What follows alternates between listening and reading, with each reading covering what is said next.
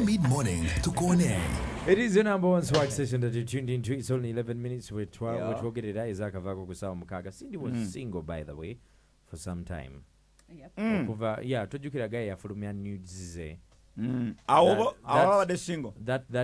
Was he Italian? He was what? We were never sure that it was him. Who leaked the nudes, eh? Yeah. Okay, in that entire saga, Yeah. Ngachali Mutini, had she given birth before?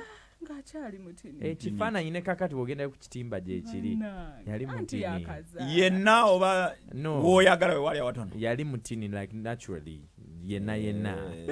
Ulira no anai bano bebalowoza. Anyway, when she was still in Blue 3. When she was still, and then shortly after she had left. After that, we never knew anything about her dating life. Oh, yeah. But we knew that she had a child. Apart from Ken, Tewali was binge. And it took some time after the other boyfriend, the white boyfriend. Yeah. Nabera Ongali single mother. Desire has been a single mother. Oh yeah, she has. Juliana Aneda Teachiram. After the death of Karen, she. But she was a single mother too. Karen Ngachali was enough silent. Irene Namovidu. And now she still is. Single. Era baba lyo mumpwanchi. The mania moli pabwa izemena didango nawe. Look, listen, guys. If you're tuned in right now, we want to have a deeper conversation. We talked about this on Monday in Dr. Love at noon. I created abantu abali experienced in. I want to say experienced.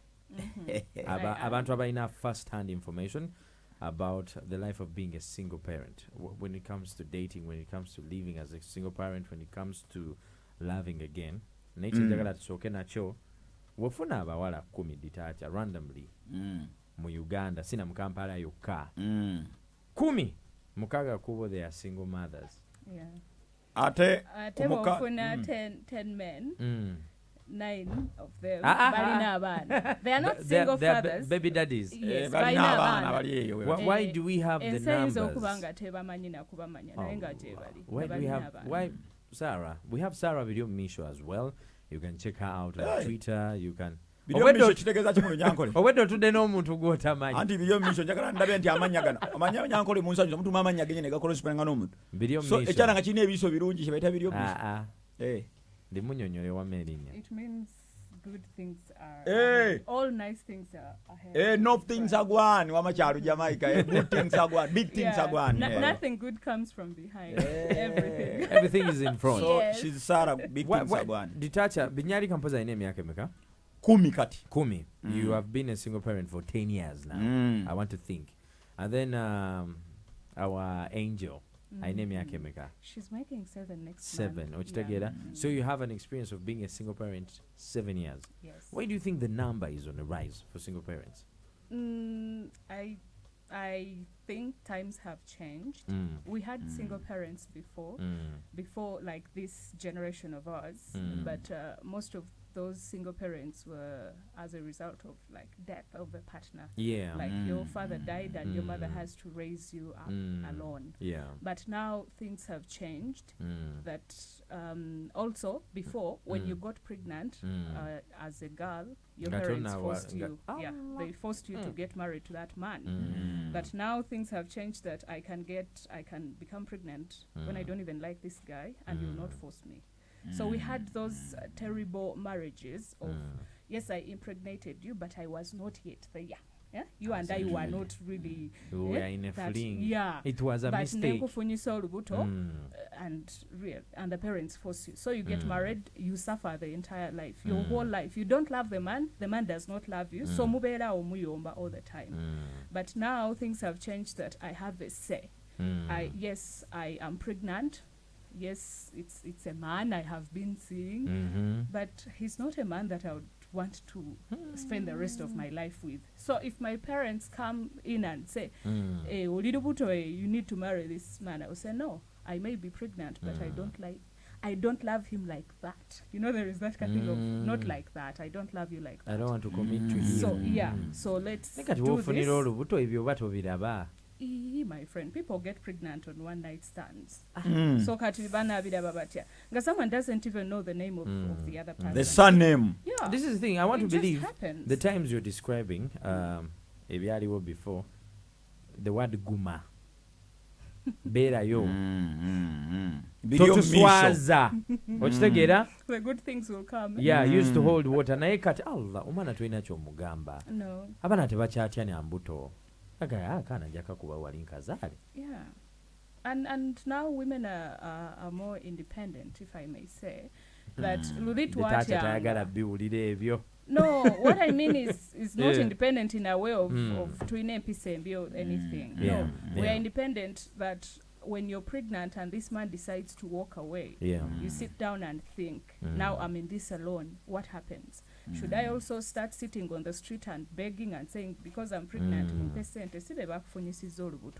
so the moment you become pregnant, you mature immediately. True, even if you're 10, 15, these teenage pregnant mothers, I worked with them in December and I saw what happened with them. You find a 12-year-old with a child,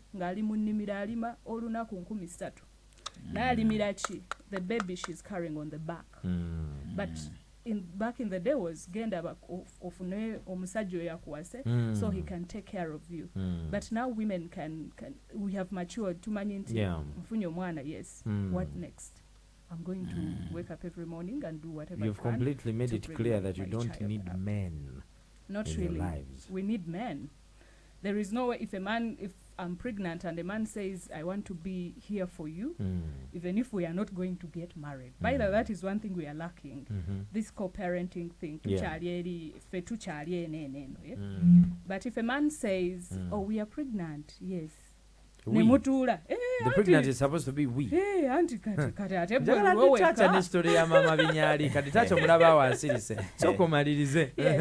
So mutudde ne mugamba, reality, we are not there. We can't get married. Tonjagala sikwagala that much.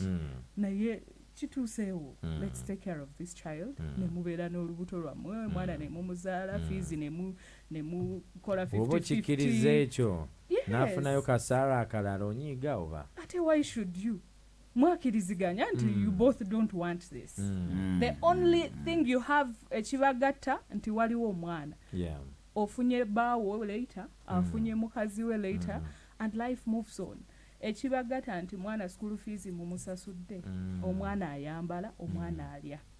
True. So, yeah. Alwala. Bw'alwala, mukoze mutya, tuguze insurance, ntaddeko 50 naye n'ateekako 50 ne tugula insurance. Waliwo ekintu kye bayita okukuza omwana. Kati ani ayingirawo awo? What is okukuza omwana? Having a sexual relationship with someone for the baby to grow and ante ebyo twabivaamu dda. Ate for what? Why do you need someone? What is, I don't even understand what that means. This conversation is getting deep. You can join it 0707 1021 102. The life of a single parent. Tutandise n'ekyokubanga lwaki enamba yeeyongera. There's something we're living out. Kati single daddy. Wagwan. Ajatya mama binyalika wamukola ki. N'agamba nze kankusuulirewo omwana. Ebimu ku byo ekyawukana n'omulembe ogwaggwa kyekiro kya doctrine eya equality. Abaana bawala tebagitegeera oba n'abalenzi tebagitegeera. So emancipation simanyi bakyo kyekirala nti where a woman can become a minister or president, that one is very okay. But then they think of equality is where the problem comes from. Like we can't be equal because we are naturally different. Yeah. Yes, we are naturally by God different and not equal at all. So if you are not equal physically and the rest, omukyala asobola okusinga amagezi fine, but then ng'omusajja there are some natural things that you really have that a woman cannot have, and just as a woman can also have. So ky'okola omukyala ky'atasobola kukola. N'ebintu ebyetaaga fees, ebintu ebyetaaga amaanyi amangi, ebintu ebyetaaga okwewaayo ennyo. You know, a woman cannot. There are certain things now osanga omukazi ne weekanga. No kama a woman laying these bricks here weekanga. Okitegeera ono bwe yalabayo some girl digging for 3 hours for a baby yeekanga nnyo, but men are dig for their children for 10 years. Ngakera nali makakanda sanonya 15 aweko omukazi esatu naye agende. There are men who are there in the villages tubalabye, even our dads babadde balima for the rest of their lives digging for us. So ku basajja tekyewuunyisa. Yeah, true. So to a woman kyo kyewuunyisa nnyo because they are not supposed to do that one. But then for becoming ministers and presidents, that when we welcome it, it is very okay. Kati mama binyalika. Kakari, we are talking about yeah. abachala basinga, many single moms. It's because of that pride of equality, which they don't know where it ends and where it begins. In your opinion, yes, they fail to submit, they fail to be under them, they fail to listen to them and the rest. Then others, a result of not cutting hands, my story is, I go to a radio ngakola cutting show when I was around 19. So nalina that excitement in the radio, wala munkubira amasimu. I went back to the village wenda muchale wamwe you a hero okola ku radio. Yeah. So you go mukafunda omuyingira mukasika you impregnate somebody's daughter. Muda wanoze simanyi mukavulu simanyi you impregnate another one. Yeah. Kati nze in a space of 1 year I had impregnated 4. No. Oh God. Then kakati awo nengamba chichengendako. Then from nowhere notanga okumpita ku police. Munanga tomuwa buyambi. Kati abantu ku police omukazi mama omukazi akola ku bya community whatever. Twamuyitanga mama police. Aga wa the hero kati ofuna sente bagana mugamba mfuna emitwalo 2. Jiwali ofuna ebisente. Je ndali nfuna ne mulagana bulungi nnyo. Aga kati emitwalo 2. Kati onogenda muwanga ko meka nenga njafuna 5 muwe kati 5 mwezi jigenda mukolera. Yo kitegedde.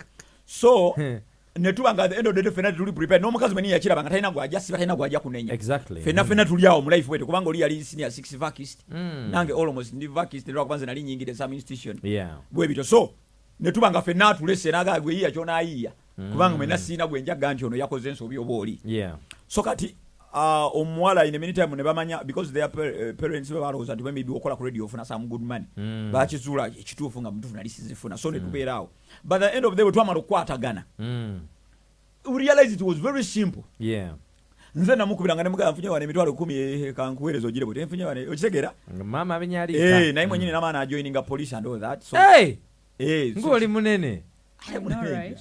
So she became better. Ogendo tie chitalianga ali police. That's a story for that's a story for another day. Anyhow, kakati nekibanga abaneza mu batebetegese bambi. Yes. Enjoyment na afuna olubuto. But then tonna kwekanga nnyo kati fe kituletede kyabalenzi ddala basajja. Twekanga nnyo. Bane okufulanziba. Utandika no blocking n'abazesi utandika no kwetya. So abasajja bo bakitya nnyo because bamanyi nti kiri associated with the big responsibility. Byabasubira mbu byetaga millions za sente za atalina. But at the end of the day nze abalezi bo mbagambe kintu kimu. Tolina kutya. Because oli omwana azze mu nsi muntu. Ne waliwo abawala abasiba emitima Detacha omwana amukusuulirira na. Ne bwamusuula. I would like to explain one thing and differ with you. Ogambye nti most single mothers abasajja balemwa kubeera nabo and they go. And then you went ahead and said you impregnated 4 girls. Kat, do you know those obeera n'omu omwana abalala balina lwa mama baabwe the 3? Almost bonna katugambe balina mama but bonna balina mama. So imagine aba abawala bonna abanabe wafunyisa olubuto balina empisa embi nga bali too independent to be with you. Kati wali omuntu ali mu bajajinga ngagamba ono lwaki omusajja yamulekawo ngabo oyogedde she was trying to be equal to the man. No, there are men I know who have like 15 children from 15 baby mamas. And you can't now start blaming all these women nti mwali independent kumusajja omu a different case chetugamba atebe banji by the way.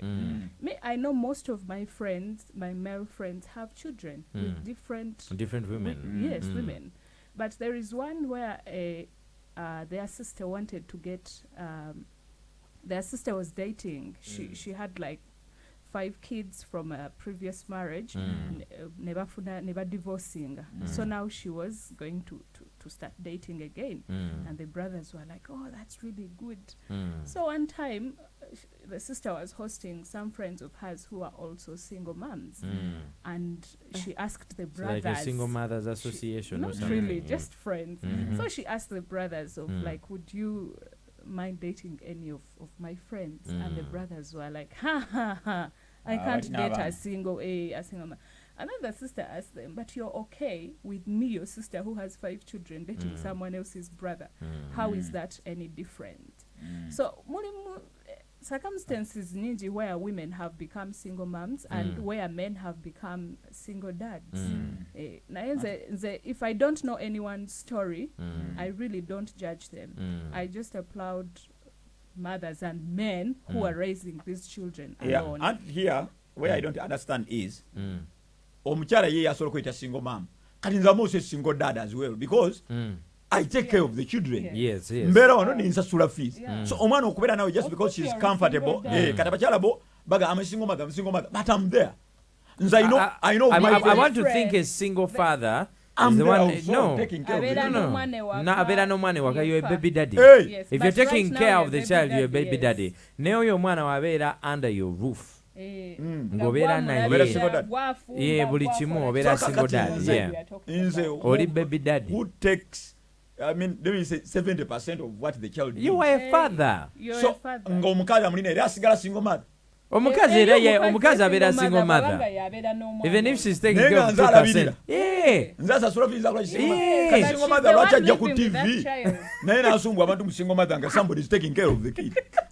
Mwe kiki mutegeeza You nze see. single mother gwe mmanyi Yes. ye muntu atamanyi tata wa muntu gyali oba tata wa muntu gwe bitakwatako Oba tata w'omuntu nga yagaana omwana yagana omwana yava mu bulamu yagamba bw'ensi eno. simumanyi saagala Yeah. but me who is there nga n'omwana bw'alwala the first call They call Omuntu- you. is Detacha, where are you, your daughter is this. As long as a Mwe kiki child muliko? is staying under a roof with one parent or your parent Yeah, single better parent. single. Kati let me tell you, 2 of those girls are married. They're not married, but they have good boyfriends that have even fathered them. Omwana abeereyo just because ali comfortable okubeera ne maama we. Ali comfortable okubeera ne maama we. Detacha's argument is okay, yabere baby daddy, but the mother of the child doesn't have a not right say to that To she's go on a single TV. mother. Well, I'm a single And mother. some single mother yet She's not staying 90% with that child. is on my shoulders. Akasente konna kenfuna wano Henry. Sisigazaale n'ekikumi. Eh. Ne kagenda mana. No man It's your wait a single mother. responsibility. No yimirira somewhere. Eh. Niwe wandikako ati I'm a single mother. What the hell? Isn't she living with that child? Is she living with Hey, you okiragala as a child? ekyo kye kinnuma. His argument is he puts help as a father. Yeah, Ye ng'omusajja which is what role he's zaji supposed to do. azikola, yeah? You understand? But then for you to come out and say you're a Being a single single mother, mother, it means you're obanga ampeitinzeko Hey, ekifaananyi you're nti ye single-handedly ng'omusajja taking talina care of the kyakola. kid. Not really. A single parent is a parent who lives and takes care of a child alone. Not until tasindika like financial help or anything. Naye kati Detacha, if any of those women were to bring a child to you, ne bw'oba ng'olina omukazi ne bamukuleetera ewaka oyo omwana obeere naye nga maama w'omwana tobeera naye obeera single dad to that child. Kale Yes. ekitegeeza osinga wambe tulabanga Because tetubasaasira. As long as Abamu the baba two ku mirembe parents, gyabwe. as long as the two parents are not together under the same roof with Yes, the child, yes, abeera yes. naye abeera single parent. It is the number one swag station, 100.2 Galaxy FM. It's the single parents discussion. I know there are very many children that have been raised by single parents. Let's talk about the hard issue here. Okuddamu gwa mu mukwano when you're a single parent. On Monday, the discussion I was having, the guy yangamba ye muwala we, she's 17, tamukkiriza.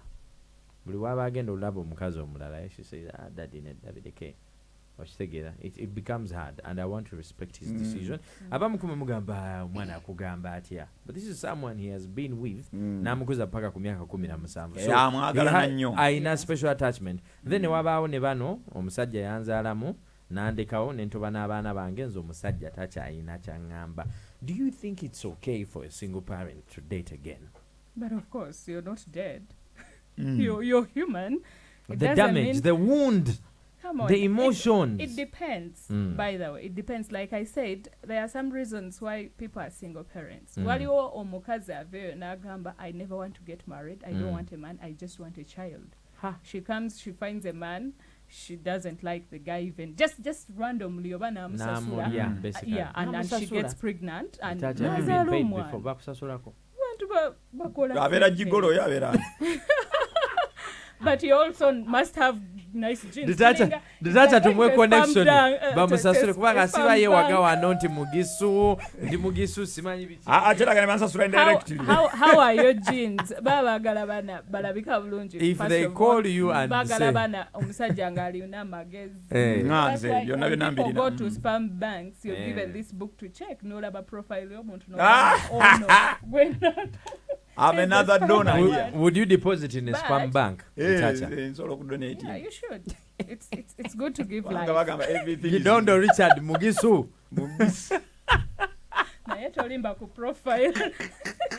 Anyhow, Sarah, yeah. Yes, waliwo different reasons as to why people are getting these children. Yes. Some abantu tebakyagala kufumbirwa. Oli Yeah, true, agamba true, I'll true, just true. have kids and leave it like that. Omulala agamba nze nja kufunayo akaana kange kamu nebeererawo. So that means tewaliwo love nti someone has hurt you biki. Then there are these people who agree, like I said, of tubadde wamu, yes, naye I don't see it forever with you. Ne Waliwo bafuna. balekayo batayagala kukoonako. Baliwo bonna. Babufumbo bwalema bali ab'emitwe eminene ye omusajja talina kyamugamba. And she's a single mom. I mean, it's impossible for her to be with someone. Okay. I don't know any. I can't talk of what I don't know, speak of what I don't know. Then waliwo ne bano nga bogambye who has been in love, Yeah. and a man just disappears and says, I don't want anything to do with you, I don't want anything to do with this child, but you really love the guy. Or I don't want anything to do with it, but you don't like the guy, so that doesn't matter. Me, if I don't like you and you don't want anything, good for you. If you're a single mother, yeah. who is the ideal type of guy? Would you rather date? Would you rather date a guy that has a child as well? Or you can get someone who doesn't have a child. You can get anyone who understands you. That's what I believe. Waliwo kubanga oli alina omwana naye nga tajja kutegeera. Yeah. Nga all the time are throwing that line of why did the other one leave you? Exactly. And you know, women take all the most time, of this yeah? blame. See, kirwawo nnyo okusanga omusajja a single dad when you're in a place kebeere ku church Yeah. ne bagamba nti oyo musajja mumulaba abaana babiri bazze nabo. Abona He's a single dad. Yeah, buwala bonna kwaya ki banange abaana balidde, did they feed, did you give them breakfast? But you be somewhere nga kuliko abantu bangi n'ogamba she's a single mom. Olaba buli omu atambula agamba oyo kati lwaki bamuleka alabika muyombi. They don't even know the woman's name, they don't know where you come from. Yes, so there is possibly a man ng'alina omwana naye nga alowooza abakazi bwe batyo. Oyinza okusanga ekyamuggyako oli omukazi, it was a terrible experience. For the 7 years you've been raising your child and the experiences you've gone through, have you dated again? I tried, yeah, but it's not easy. You see, you look around and you're focused on your child, by the way. Like 100%, I would say, is your child. Yeah. Kat you're thinking of, this guy is saying, come, let's go out. And out, what time are you going to come back? You have a child in the house, and mine is a girl. Osanga abalenzi bo bagamba it's okay mulenzi ajja kuba bulungi. So you have to tame that thing of ngenze out at 2 a.m. Ate munanga men nowadays, they don't want boring women. You become boring. If you're saying my daughter thinks I'm boring. You're thinking of you're on your laptop working. If you have an office, you go to office. The whole time you're thinking, did she eat? Is she back from school? Akorachi. So you get home, you have that small time with her, and then katiotandikoti ante nyambala ngenda wa. And abana benaku zino bali outspoken. You buy this nice dress, you're putting it on, and she asks, Mommy, where are you going dressed like that? Who? You know, I've been with like friends and you're like exchanging numbers with someone and she doesn't know the friend and she'll say, why are you giving your number to a stranger? But let me ask, you know, simply so because Wakera knows it doesn't mean that your life stopped. Of course it doesn't stop, but buli chokola, you have to remain conscious of what you're responsible for a life. And that life, and that life did not force you to bring them in the world. So you must know that you're going to sacrifice because of what you did. And you have to accept that. Oyo mwana go aleta musi. Teyakusaba nti ndeta. So you have to find a way of fitting in that child's life, not the child fitting in yours. No. Bwagamba nti mami kati today let's do this. Toina kugama tant nabadde nekadde bichi. You find a way of saying, okay, Or you can tell, you negotiate you say, no, maybe let's, you know. This is not something you learn from school. This is No. something you have to learn With experience. But Yes. some people have failed. We've seen single mothers that are 100% irresponsible. Ngaye, I wouldn't want to go this deep. Naye, I've talked to people that don't love their children. They look at their children as mistakes. That's depression. You understand what I mean? Omusajja byamukola alaba obulamu bwe abiteeka ku mwana okitegeera n'abiteeka ku mwana Oyo n'agamba mutwala mu nze talina ddwaliro kye-" ne bamukansolinga probably. katolaba henry Yes, omwana Detacha. gwe wamuzaala. It's Oba very oli possible. akukola ki? It's very. We've seen people abagezaako okunyiga eject ne batya, and then they've gone through a very terrible time of raising the child. N'atuuka nga ye ng'omuntu yeekyawa, yakyawa taata w'omwana, n'omwana n'amukyawa. Agala counseling, I think. okusinziira ku kyendaba Yeah. Most ladies abakyala abasinga emirundi egisinga baba bakulemesa obbayamba gwe taata w'omwana maybe afunye boyfriend omulala n'atandika obutaagala nkwatagana nawe nti boyfriend ayinza okubeera scared, which is very okay. Kati n'obanga n'omwana tomulinaako access, ogezaako okuyiya ofuna omwana tomulaba, ogezaako naye omufuna tomufuna, nawe n'otuuka ekisa n'ogawa omandozi omwana ali bulungi n'emyoso. Jjukira ffe abasajja Naye mwegayiriza nnyo babebi mama bammwe okusindika ez'amata akyanguwa oba school bwe muba fees. mukwatagana naye. Kati nze kyokubiri, kati nze jjukira nkwaba abaana be nkugambye, two of them bafuna ba boyfriends ne babeera because twali bato, emyaka bwe gyayitawo 3, 4, 5. Everyone went their separate ways. So Yeah. bwe baafuna twasigaza tukwatagana just because I was on air personality, abantu bamanyi nti ono mwana wa Detacha. Even perhaps that one who married yamutwala amanyi nti omwana wa Detacha, so it was very fine. Then bana abalala they went kola eyo bintu byabwe akadama wa Arab countries.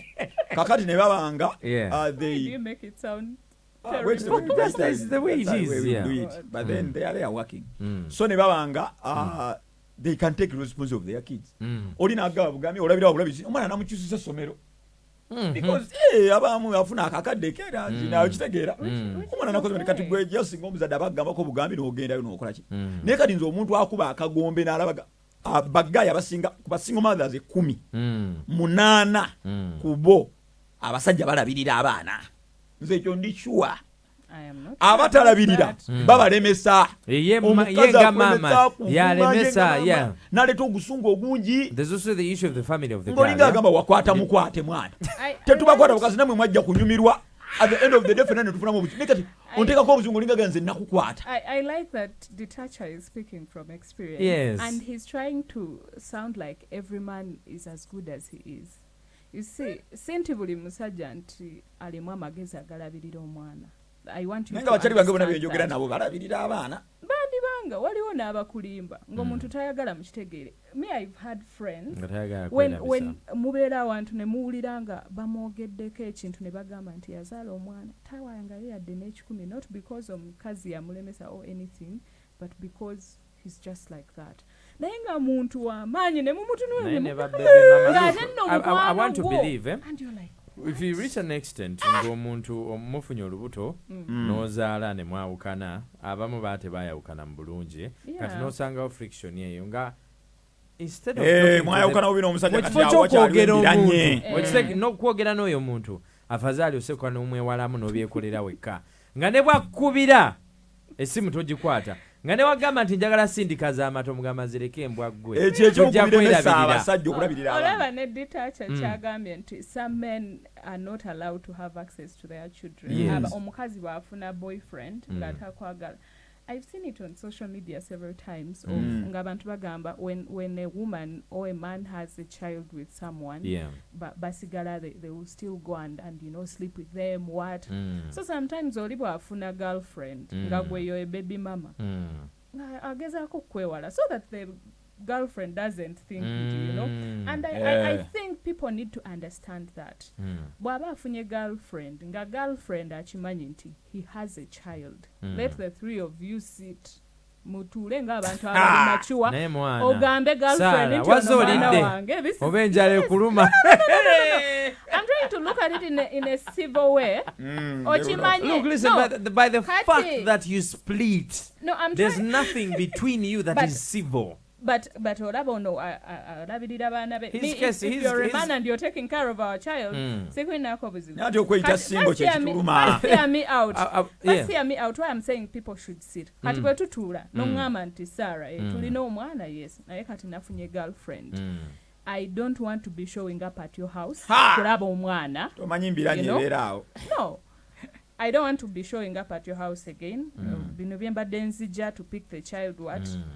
Katukiriziganye nti if I'm supposed to be with this child over the weekend mundeetere wano mu town tugende ebyaffe nga nawe even you Sarah you have like your boyfriend I want to laugh. Now you know yeah so if it is giving you money nga abadde azikuleetera This is what I want to think. ku mobile money Only do that if you're sure that this other person you've accepted into your life agenda beerawo either nga yaproposes nga yachadde kubeerawo you can't stop having a life just because you had a child with Sarah no go have a life Sarah bwaba ayagala oyamba omwana sente ziteeke ku mobile money oba oyagala kubeera n'omwana Detacha single father Sarah single mother tuwuliriza single father out there do you think it's possible to 100% let go of whatever happened between you ne taata w'omwana oyo ba ne maama w'omwana oyo ne musigala nga mukuza baana kyokka nga temuli because it comes with a lot of package ebyabaawula oyinza obanga omulaba n'akunyiiza okitegeera ne mutandikira awo kikonde obanga omulaba n'ojjukira memories n'owulira ng'oyiddeyidde obanga wamukyawa mu mutima gwo nga toyagala n'abaana bo bamusembere do you think it's possible to just raise children amicably as mature people? Yes, it takes too mature people. Too mature people. One cannot be just mature and another one is not. Bosanga nga omu ali mature, omulala ali immature. You can't. But if you're two mature people, me, I'm a very mature human being. I never ever want anyone to take away my peace, and I will never take away anyone's peace. Go live your life, I'll live my life. If you ever want to take care of your child, she's there. If you don't want, it's also your decision. You can't force someone to love when they don't love. Yeah, true. It's impossible.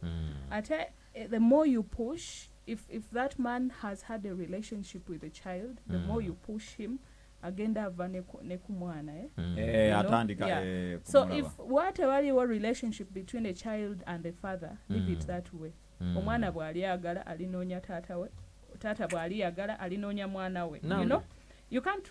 A parent, fatherhood or motherhood, chiva ku mutima gw'omuntu nti oli taata.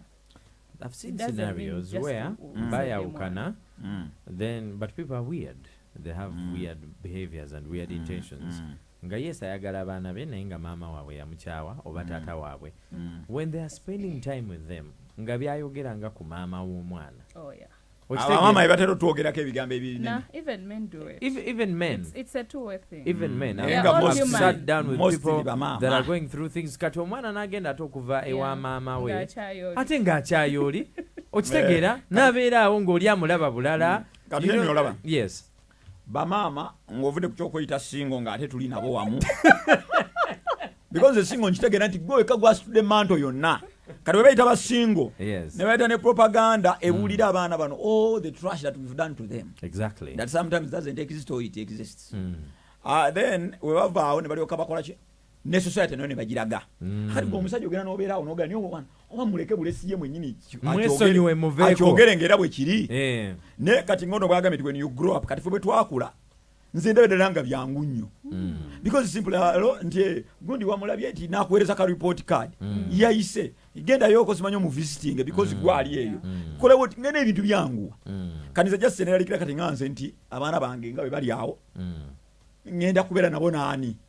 True that, yeah. Kali nze kunze bonna nsobola okubeera nabo bulungi nnyo because zinange nali mbaddeko ne daddy waffe nga talinaawo maama. Exactly. Nga maama yagenda nga tuli bantu bana atulabirira bulungi nnyo we about 5 nga tulabirira bulungi nategeko obase na biki so kakati nze ndabira ddala nga nsobola okubeera nabo but then ngenda kubeera nabo naani. You don't just bring anyone from Sarah ngono you see the way you love your children is not the way another person that's going to come into your life. Sibwa agenda bagala omusajja yagamba nti abaana balina empisa embi otunulya olaba abasajja Otunulya omwana where we men gwekagwa make a musobola. mistake Yes. is thinking sisobola kulabirira abaana bano nga sinaako omukazi to help me. Why he's saying oba naaleetayo omuntu. tulina No. witness eyo abaana okubalabira so I know sikyamu. two people, two single fathers Yes. nga balina abaana omwe alina babiri omulala basatu ate bakola balina mirimu in banks and what so kyakola babeera n'abaana babwe in the house alabirira abaana be bw'agenda kukola alina housekeeper who comes throughout the day n'alabira nga abaana bagenze ku ssomero n'acleaninga n'akola ki n'afumba so the kids come back to school ne basanga omukozi akyaliwo evening omukozi n'agenda naddadi akola Ate kati kyetwewala kusomba kati but ngaffe ejjukira. then getting another woman I have to take a quick break, guys. like But that. join the conversation. Kunotu msambo. What we're talking about. You could have gone through it. You know it. Maybe you've seen it, or maybe you're experiencing it firsthand. There's another Kyetwewala problem. wamma Henry. Ekyobutaba na mukazi it is okay, but then onaasomba abaana bakulaba osomba. There's another problem. Ojja kwagala okuleka. Obuzibu Yes, bwenyina on the with most of the single mothers I've talked to, tebalina buzibu with their baby daddies, but the baby daddies are not consistent. You've come in January, n'oleeta amata, school fees n'osasula December n'obula omwaka mulamba. Ate ne bakunoonya, ate kiki tokwata masimu, mugenze mu and then kooti. kati omwana oyinza n'obutagenda mu kooti gwe n'ogamba kankyemaliire nze ng'omukyala. You go through 1, 2, 3 years. In the 4th year, the jama comes back. And ate omwana wange nio. After the break. This is 100.2 Galaxy FM.